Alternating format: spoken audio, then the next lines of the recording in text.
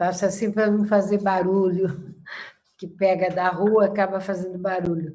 Bem, agradeço, presidenta doutora Damares, Beatriz Lima, né? Uma satisfação tê-la aqui, assim como cumprimento meus colegas deputados e a deputada Isa, que está conosco, e a Marina Lobo.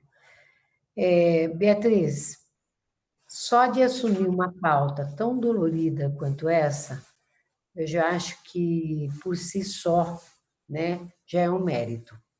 É verdade que, no âmbito da onde você está, porque você é estudante, você está, na verdade, fazendo um trabalho que, por exemplo, não tem a mesma estrutura de que é de um determinado departamento, que tem tudo pronto para poder fazer, não é assim, né?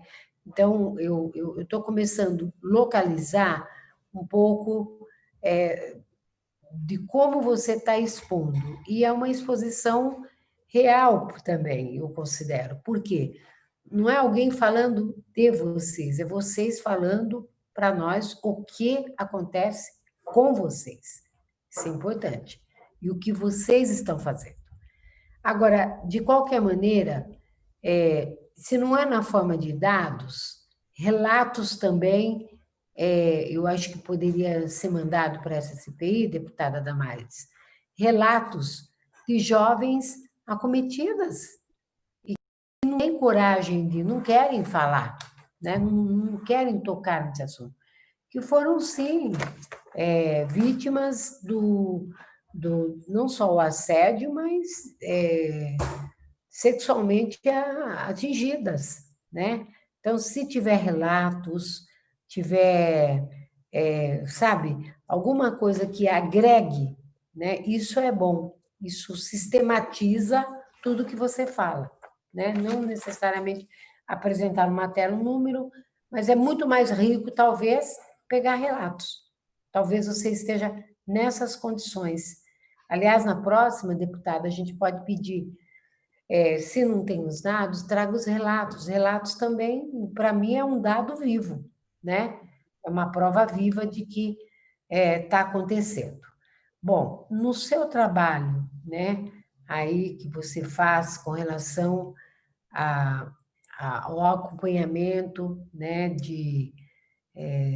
desses que estão sendo, das pessoas que atacam, quando vocês detectam o agressor, qual é o encaminhamento que vocês dão, né? Vai para a reitoria, vai para o órgão na universidade responsável por esse tema? Qual é Essa é uma questão que eu gostaria de levantar. A outra é o seguinte, eu acho que poderia nos mandar também, sob o olhar de vocês, né?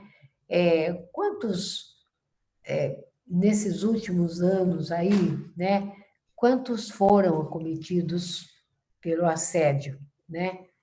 Da onde vocês acompanham, né? Isso é importante também. Isso dá uma, né? E a outra questão é o seguinte, acho que foi a Isa ou foi você mesmo que falou que nós estamos saindo de uma pandemia em que a violência sexual sobre as mulheres aumentaram em 30%, ferrenhamente, né? Como é que isso é debatido no coletivo, né? Que a pandemia hoje ela nos leva a debater as várias interfaces, desde a vulnerabilidade até mesmo essa questão da violência sexual, enfim, todas as outras questões. Então, eu acredito que a gente você poderia mandar para nós também além dos relatos, essa questão. A outra questão que eu queria fazer é o seguinte, na abordagem que vocês fazem, porque quando a pessoa chega até vocês, porque isso que vocês estão fazendo é uma rede solidária, né? Tem muitas, Em Bogotá tem muito disso, quer dizer, as mulheres não têm coragem de correr e contar para o outro. Deputada, desculpa, só para informá-la que o tempo já está esgotado, mas para concluir, deputada, por favor. A rede Obrigada. solidária, né, que vocês fazem, né? É, qual é, feito isso, qual é o tratamento que vocês dão, né? Só isso. Muito obrigada. Obrigada, deputada Beatriz. Bom dia, deputada, professora Bebel. Então, no nosso coletivo, quando a gente recebe essas denúncias, o encaminhamento que nós procuramos dar é perguntar, como eu já respondi em outra questão, a gente geralmente aborda com, obviamente, cuidado, sensibilidade à vítima. A gente também pergunta algumas questões básicas, como, por exemplo, o contexto que isso aconteceu, local, momento, se a pessoa se lembra o nome ou as feições do assediador. E o encaminhamento que a gente procura dar para a pessoa tudo depende do contexto, né? Se isso aconteceu dentro da universidade, dentro do campus, a gente pode prosseguir aí com um processo administrativo. A gente pode procurar os meios que isso se faça acontecer. Se isso foi fora da universidade, aí a gente não tem como fazer esse processo administrativo, porque apesar de serem estudantes da universidade, a gente não está no ambiente, então a universidade ela não consegue se responsabilizar sobre isso.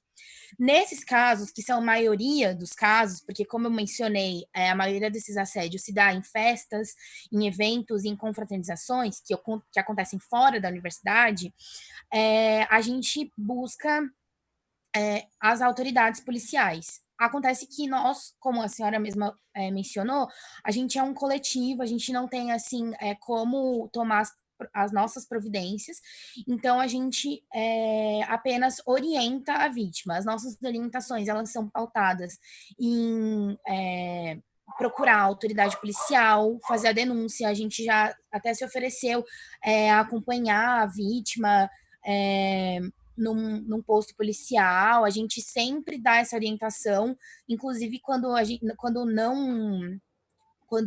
ninguém chega até nós, a gente sempre dá essas orientações gerais de, olha, gente, se acontecer, procurem, façam essa ação, procurem determinada pessoa, para que elas já saibam como atuar, né, o que fazer na hora.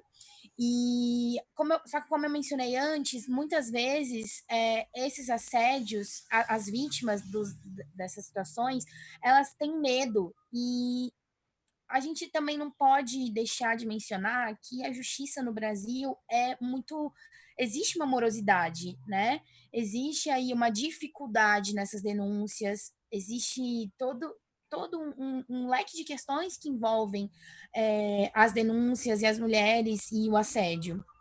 Então, muitas vezes, elas, além de terem medo de se exporem ou de exporem a pessoa, de retaliações, também é muito comum o medo de retaliações, elas não acham melhor assim, deixa pra lá, não quero me expor, mas aí procuram a gente para saber como isso seria possível.